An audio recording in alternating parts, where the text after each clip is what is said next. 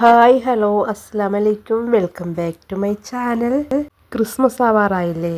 അപ്പോൾ നമുക്ക് വളരെ ഈസി ആയിട്ട് തയ്യാറാക്കാൻ പറ്റുന്ന ഒരു അടിപൊളി പ്ലം കേക്കിൻ്റെ റെസിപ്പിയുമായിട്ടാണ് ഇന്ന് ഞാൻ വന്നിരിക്കുന്നത്. ഓവനും ബീറ്ററും ഒന്നുമില്ലാതെ നമ്മളിത് മിക്സിയിലാണ് തയ്യാറാക്കി എടുക്കുന്നത്. നിങ്ങൾക്കിത് കാണുമ്പോൾ തന്നെ അറിയാം, നല്ല പെർഫെക്റ്റ് ആയിട്ട് കിട്ടിയിട്ടുണ്ട്. അപ്പോൾ ഇതെങ്ങനെയാണ് തയ്യാറാക്കി എടുക്കുന്നതെന്ന് നോക്കാം. അതിനായിട്ട് ആദ്യം ഈ പഞ്ചസാരയൊന്ന് ക്യാരമൽ ചെയ്തെടുക്കണം. ഒരു പാൻ വെച്ച് ചൂടായി വരുമ്പോഴത്തേക്ക് ഇതിലേക്ക് ഒരു 1/4 കപ്പ് പഞ്ചസാര ഇട്ട് കൊടുക്കാം. 1 ടീസ്പൂൺ വെള്ളം കൂടെ ഒഴിച്ചിട്ട് ഇതൊന്ന് മെൽറ്റ് ചെയ്യാം. പഞ്ചസാര മെൽറ്റായി കളറൊക്കെ നല്ലതുപോലെ ചേഞ്ചായി വരുമ്പോഴത്തേക്ക് ഇനി ഇതിലേക്ക് ഒരു 1/4 കപ്പ് വെള്ളവും കൂടെ ഒഴിച്ചു കൊടുക്കാം. വെള്ളവും കൂടെ ഒഴിച്ചു കൊടുത്തിട്ട് ഇത് നന്നായിട്ടൊന്ന് മിക്സ് ചെയ്ത് കൊടുക്കാം. വെള്ളവും കൂടെ ഒഴിച്ച് നല്ലതുപോലെ തിളച്ച് ഈ ഒരു രീതിയിലാവുമ്പോഴത്തേക്ക് ഇനി ഇത് തണുക്കാനായിട്ട് മാറ്റി വെക്കാം.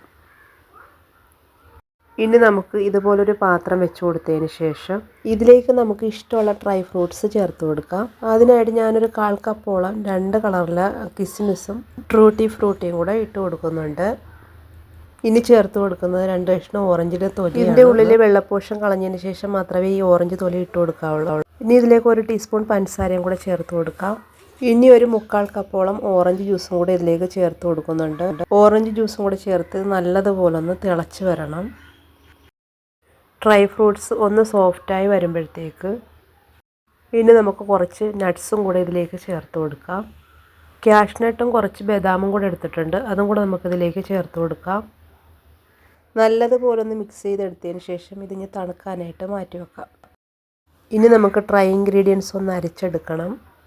അതിനായിട്ട് 1/4 കപ്പ് മൈദ ഈ അരിപ്പയിലേക്ക് ഇട്ട് കൊടുക്കുന്നുണ്ട്. ഞാനൊരു ഗ്ലാസ്സാണ് അളവിനായിട്ട് എടുത്തിരിക്കുന്നത്. 1/4 ടീസ്പൂണോളം ബേക്കിംഗ് പൗഡർ ഇട്ട് കൊടുക്കാം. 1/4 ടീസ്പൂണോളം ബേക്കിംഗ് സോഡയും കൂടെ ചേർത്ത് കൊടുക്കുന്നുണ്ട്. എന്നിട്ട് ഇതൊരു 2-3 വട്ടം ഒന്ന് അരിച്ചെടുക്കാം. നല്ലതുപോലെ ഒന്ന് അരിച്ചെടുത്തതിന് ശേഷം ഇത് നമുക്ക് മാറ്റി വെക്കാം. അതിനുശേഷം മിക്സിയുടെ ജാറിലേക്ക് 2 മുട്ട പൊട്ടിച്ചൊഴിച്ച് കൊടുക്കാം. ഇനി ഇതിലേക്ക് ഒരു 1/4 ടീസ്പൂണോളം വാനില എസൻസും കൂടെ ചേർത്ത് കൊടുക്കാം. ഒരു 1/4 കപ്പ് പഞ്ചസാരയും കൂടെ ചേർത്ത് കൊടുക്കാം. മൊത്തം ഒരു 1/2 കപ്പ് പഞ്ചസാരയാണ് ഞാൻ ഇതിലേക്ക് എടുത്തിരിക്കുന്നത്. ഇനി ഒരു 1/2 കപ്പ് സൺഫ്ലവർ ഓയിലും കൂടെ ഒഴിച്ചു കൊടുക്കാം. 1/4 ടീസ്പൂൺ കറുവപ്പട്ട പൊടിച്ചെടുത്തിട്ടുണ്ട്, അതും കൂടെ നമുക്കിതിലേക്ക് ഇട്ട് കൊടുക്കാം. 2 ഏലക്കായും കൂടെ ഇതിലേക്ക് ആഡ് ചെയ്ത് കൊടുക്കുന്നുണ്ട്. ഇനി നമുക്ക് നേരത്തെ തയ്യാറാക്കി വെച്ചിരിക്കുന്ന കാരമൽ സിറപ്പ് ഇതിലേക്ക് ചേർത്ത് കൊടുക്കാം. ഇനി മിക്സി മൂടി വെച്ചിട്ട് ഇത് നന്നായിട്ടൊന്ന് അടിച്ചെടുത്തുകൊണ്ട് വരാം. ഇതുപോലെ നന്നായിട്ട് ഒന്ന് അടിച്ചെടുത്തിട്ടുണ്ട്. നേരത്തെ എടുത്ത് വെച്ച ഡ്രൈ ഫ്രൂട്ട്സ് ഇപ്പം നന്നായി ചൂടായി കിട്ടിയിട്ടുണ്ട്. ഇതിലേക്ക് ഇനി 2 ടീസ്പൂൺ മൈദയും കൂടെ ചേർത്ത് കൊടുക്കാം. മൈദ ചേർത്ത് നന്നായിട്ട് ഇതൊന്ന് കോട്ട് ചെയ്തെടുക്കാം. ഇങ്ങനെ ചെയ്തെടുക്കുമ്പോൾ നമ്മുടെ കേക്കിലെ ഡ്രൈ ഫ്രൂട്ട്സ് ഒന്നും താഴ്ന്ന അടിയിൽ പോയി കിടക്കില്ല, നല്ല സ്പ്രെഡായിട്ട് കിടക്കും. അപ്പോൾ അതിന് വേണ്ടിയിട്ടാണ് ഇങ്ങനെ ചെയ്തെടുക്കുന്നത്.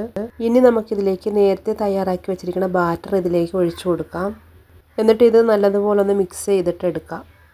നമ്മുടെ പ്ലം കേക്കിൻ്റെ മിക്സ് എന്ന് പറയുന്നത് കുറച്ച് കട്ടിയായിട്ടാണ് തയ്യാറാക്കി എടുക്കേണ്ടത്. ഇതേ അളവിൽ എല്ലാ ഇൻഗ്രീഡിയൻസും അടിക്കുകയാണെങ്കിൽ കറക്റ്റ് രീതിയിൽ നമുക്കിത് തയ്യാറാക്കി എടുക്കാം. ഇനി നേരത്തെ എടുത്ത് വെച്ചിരിക്കുന്ന മൈദ ഇതിലേക്ക് ഇട്ട് കൊടുക്കാം. 2 പ്രാവശ്യമായിട്ട് മൈദ ഇട്ട് കൊടുത്തതിന് ശേഷം ഒന്ന് ഫോൾഡ് ചെയ്തെടുക്കാം. ഞാനൊരു വിക്സ് ഉപയോഗിച്ചിട്ടാണ് ഇതൊന്ന് ഫോൾഡ് ചെയ്ത് എടുക്കുന്നത്. ഇതാ കണ്ടില്ലേ, നമുക്കിത് കറക്റ്റ് രീതിയിൽ കിട്ടിയിട്ടുണ്ട്. ഈ ഒരു കൺസിസ്റ്റൻസിയിലാണ് മിക്സ് തയ്യാറാക്കി എടുക്കാനായിട്ട്. ഒരുപാട് ലൂസാവാനും പാടില്ല, എന്നാൽ ഒരുപാട് കട്ടിയാവാനും പാടില്ല. ഈ ഒരു രീതിയിലാണ് തയ്യാറാക്കി എടുക്കേണ്ടത്. ഇനി ഇത് ബേക്ക് ചെയ്യാനായിട്ട് ഞാനൊരു കേക്ക് ടിന് തയ്യാറാക്കി എടുത്തിട്ടുണ്ട്. കേക്ക് ടിന്നിലേക്ക് കുറച്ച് സൺഫ്ലവർ ഓയിൽ ഒഴിച്ചു കൊടുത്തിട്ട് ഒന്ന് സ്പ്രെഡ് ചെയ്തെടുത്തിട്ടുണ്ട്. ഒരു ബട്ടർ പേപ്പറും കൂടെ വെച്ച് കൊടുത്തതിന് ശേഷം നമുക്ക് തയ്യാറാക്കി വെച്ചിരിക്കുന്ന ബാറ്റർ ഇതിലേക്ക് ഒഴിച്ചു കൊടുക്കുക. ഒഴിച്ചു കൊടുത്തതിന് ശേഷം ഒന്ന് ടാപ്പ് ചെയ്ത് കൊടുക്കുക. ഇതിൻ്റെ പുറത്തേക്ക് കുറച്ച് ട്രൂട്ടി ഫ്രൂട്ടി സ്പ്രെഡ് ചെയ്ത് കൊടുക്കുന്നുണ്ട്. കുറച്ച് നട്ട്സും ബദാമും കൂടെ ഇതിൻ്റെ പുറത്തേക്ക് വെച്ച് കൊടുക്കുന്നുണ്ട്. ഇഷ്ടമുള്ള ഡ്രൈ ഫ്രൂട്ട്സ് ചേർത്ത് കൊടുക്കാം.